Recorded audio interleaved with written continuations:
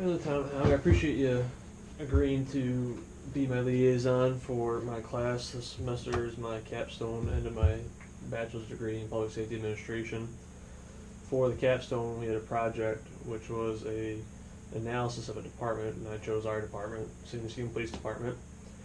This presentation will review the department's methods of operations, their performance in carrying out these operations, and potential future challenges that the department is likely to encounter in the future. Muskegon is found on the west coast of Michigan, located on the coastline of Lake Michigan in Muskegon County. Our city is bordered by Lake Michigan to the west and Muskegon Lake to the north. Muskegon was heavily established by commerce, most notably for lumber first, and then other industry would follow. The city of Muskegon has about 38,000 residents and covers about 26 square miles. The police department for the city of Muskegon is headed by Director Jeff Lewis, and the city is led by City Manager Frank Peterson. Director Lewis is among 79 other sworn officers who provide police services to the city of Muskegon residents and guests. As the mission statement dictates, Muskegon PD combats crime and quality of life issues by working with the community, building trust, and establishing transparency through working partnerships with participating residents. The Muskegon Police use a traditional policing method of reactive and proactive patrol techniques. This is completed by the 80 sworn officers and 8 civilian support personnel. Officers assigned beat areas of patrol and respond to calls for service in their areas. Patrol officers complete self-initiated reactive policing activities by conducting traffic enforcement and warrant arrests. Randomized patrols are conducted to further these activities, along with creating a police omnipresence to the community that officers are everywhere at all times. Muskegon also participates in a state narcotics team to combat and reduce the dealing of drugs in the county. In addition to the traditional policing, the department promotes community policing. Community policing requires a partnership between the department and members of the community to address not only criminal issues, but issues that affect the quality of life for the residents. The officers and involved residents then work together to resolve those issues. In 2018, our officers took about 24,000 police reports that covered their traffic enforcement and arrests, along with the general reports made by citizens for civil and criminal complaints. Officers conducted over 12,500 property checks, wrote about 5,200 citations, and also issued about 5,200 warnings for traffic and parking violations. During those above contacts, officers made 3,500 arrests, including approximately 800 felony arrests. The department took 300 more police reports in 2018 than the prior year, 2017, but they had 300 less key criminal complaints. Those key criminal complaints are the ones that are most concerning to the citizens, such as burglaries, motor vehicle thefts, weapons offenses, vandalisms, sex crimes, larcenies, and robberies. Officers are doing this while facing a manpower shortage. The community has not noticed this manpower shortage, and participation from the community has remained consistent with our community bureau. So it counts as a success that we have 300 more police reports a year, but 300 less key complaints. The department is, wrong computer mouse. The police department is funded by the money dedicated to the department from the city's general fund. The city organizes a $28.9 million budget for all departments and services that the city provides to the residents. The police department is allocated about $10.5 million, just a little bit under $10.4 million of that budget. 90% of that budget alone covers the salary and benefits of the officers. 9% is dedicated to contractual services. Those services are the ones that the department requires to operate but is unable to provide on its own. Main one is the city's DPW owns our patrol vehicles and maintains our patrol vehicles, and we lease those from city DPW.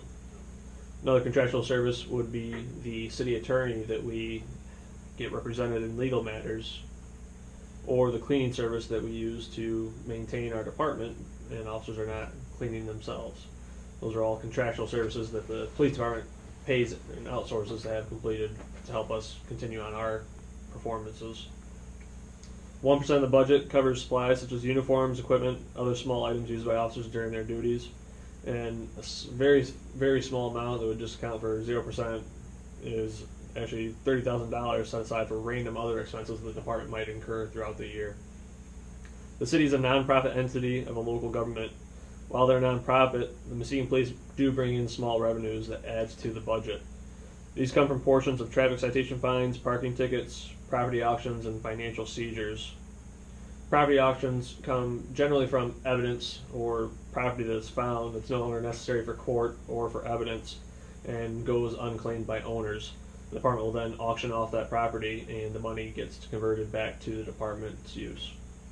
Financial seizures are generally money, sometimes property, that's deemed to have been obtained through criminal enterprises, and the department seizes it as being a criminal activity and is able to convert it back to their own use. The majority of the budget is obtained from taxes collected by the city. This includes property, income, and sales taxes, as shared by the state of Michigan. The department will only see a budget most likely by taxes being increased. This can be done through millage raises or from tax base growing, as is currently happening in Muskegon.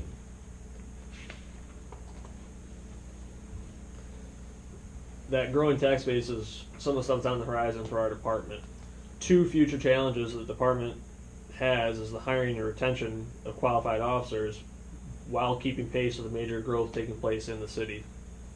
Hundreds of homes have been built in the last couple of years, with many more already planned or under construction.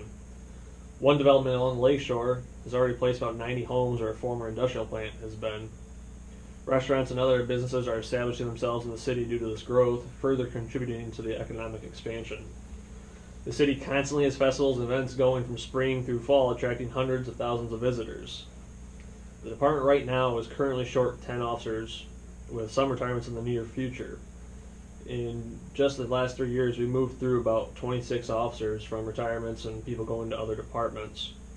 And while still being down 10 currently, this is not going to allow our department to be in a position to continue the level of police services that the community expects. Now we had a momentary break there to help out an officer that was requesting assistance from us, so we'll start over again. We were just discussing that the department's currently short 10 officers positions, and there's some near retirements coming up in the future. We moved through 26 officers in the past 3 years, some to retirements, but some officers going on to other places that were looking for other things than what our department could afford them or offer them. The department is not going to be able to sustain the quality of service that the citizens of Muskegon are expecting with this shortage. The department's going to need to focus on not just hiring officers to replace them, but retaining the current officers.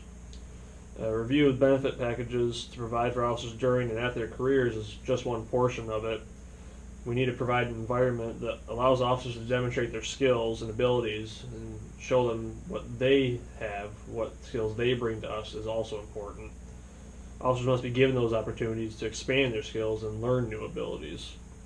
The department should also be focusing on hiring well-educated, qualified officers based on recent research. College-educated officers use force less, have better performance in academies and on the job, are generally more satisfied with their chosen career. As far as finding qualified candidates, the department needs to expand their typical recruitments. They're typically just going to academies where people are already in law enforcement or going towards law enforcement, and we need to look at areas where we're seeing populations that aren't already in law enforcement schooling, somewhere that these groups haven't actually thought about law enforcement yet. They might not have been given the potential to look into that career. We should be giving them that potential.